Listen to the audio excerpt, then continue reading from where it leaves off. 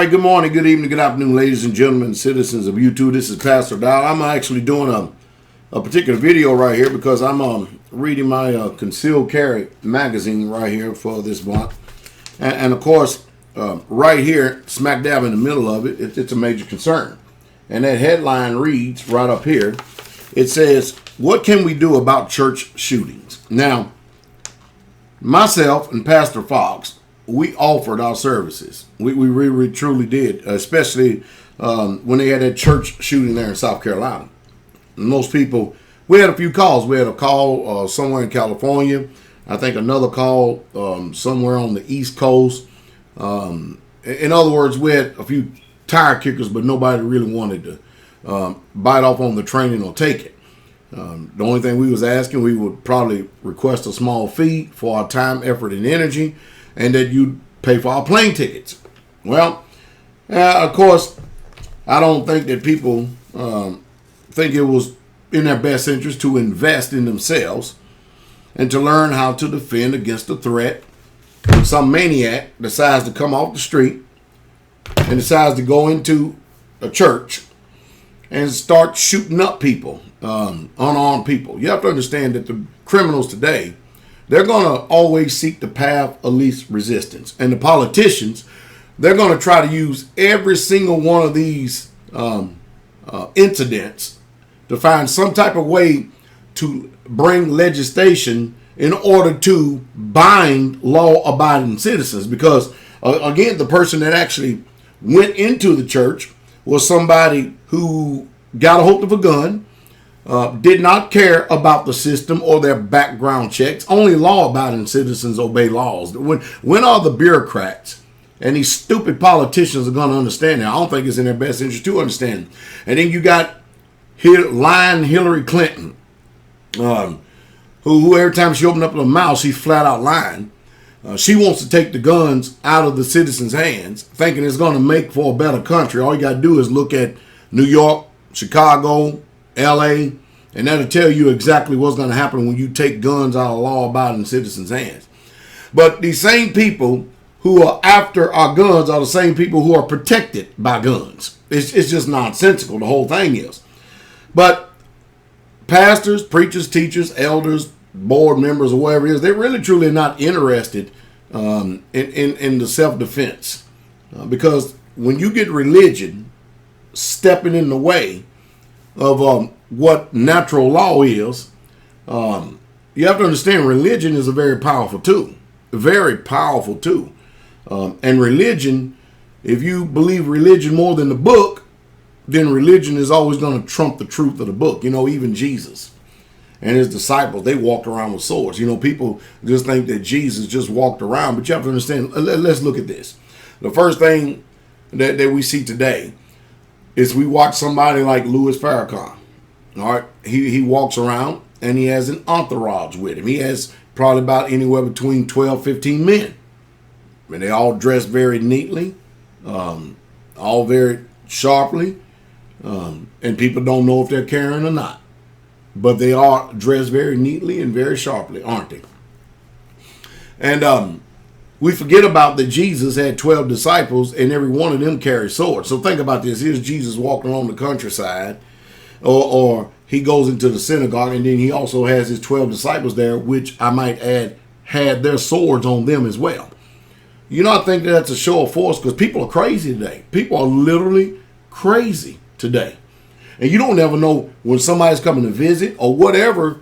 If you're going to have your life threatened that day, well, I believe in keeping our people informed, and I really truly need to actually work with the brethren some more about threats that could possibly be dangerous. I promise you, we have brethren strategically placed. I speak to them, talk to them, and in our building, what you call church, as the old Mr. T used to say, I pity the fool that would ever try to come the straight way and try to draw a gun or show a gun as if he's going to do somebody some bodily harm. I really, truly pity that guy. I truly do. But however, some people do have a death wish, don't they? But the sad part about it is is that if you got somebody like myself and Pastor Fox, we have a combined experience of 30 years in the military. And both of us were paratroopers. I was in the 82nd Airborne, as well as the Joint Readiness Training Center, and Pastor Fox was in Special Forces. He was in Special Forces. He was an officer. He was a major. I was a staff sergeant. I personally don't think you're going to get better training than that. But, hey, I guess people got different ideals. At least our people are ready. And I don't mind telling you, there's a lot of places that I travel in the United States of America, but, you know, I go into very few venues if I can't carry my gun. I'm telling you, I have to go outside the country, and I tell you, I feel totally naked when I don't have my gun on me. Not that I can't defend myself another way, but I'm not about to try to sit up there and appease the conscience and minds of this wicked, wicked world. And neither should you, especially when we have to ask the question, should church members be able to defend themselves? We have it here, male and female. You have a gun, carry it. See? And we live quiet and peaceful lives. Isn't that beautiful? But at the same time, we're not going to be no victim like this church right here was. And like what many of your churches are. They're going to have you to be victims. Well, you're not going to stop. You don't, and let me put it like this. You do not get to pick the day or hour when evil is coming your way. You have to always be prepared. And some of you just simply, you don't care about it. What you want to do is bellyache and cry after the crime has been done. And you have to get it out of your mind. Law enforcement is not designed to protect you. Did y'all hear what I said? Ask them. They are not designed to protect you and you alone. That's your personal responsibility. When the crime is done, they're going to be there with their nice sharp pens and their clean paper, and they're going to make a report. That's what they're going to do. But they're not going to protect you from the crime. And that's just the truth. And that's true straight away. So I can tell you what you can do about church shootings. Arm everybody. Arm every single body. Just like I think school teachers should be armed. I really, truly do. But make no mistake about it. Hillary Clinton is after your guns. And if these Democrats get in office, they're going to be after guns. But I tell you what, it's going to get ugly in this country. South may have lost the Civil War, but they won't lose the next one. Because the one thing about the South, you ain't getting their guns. It just ain't happening. You can pass all the laws you want. You can even try to use the military. Just a lot of people going to die. That's just the way it's going to be. Second Amendment, most people have different interpretation about it, but most people they're going to stand for that law. They're going to stand for the natural order of things of being able to protect themselves. And look at all the countries all across the world, especially these colonized European countries that have stripped the guns right from the citizens' hands.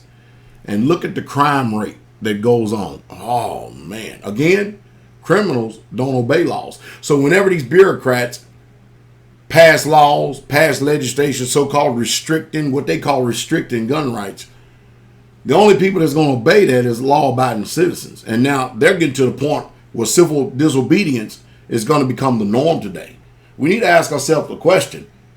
This can't be the people that we elected and put in office. It feels like there's a takeover that's going on in this country. So we need to ask ourselves the question, and we need to start entertaining this question. Is it time for us to start rising up in civil disobedience against a government rogue and gone wild that cares nothing about the will of the people? I mean, I thought it's supposed to be a government of the people, for the people, and by the people, but I don't see that this is the government that we the people elected. What say you? Is it time for civil disobedience and start making our own laws and our own rules? Because to us, it seems like the government is the one that's the vigilantes.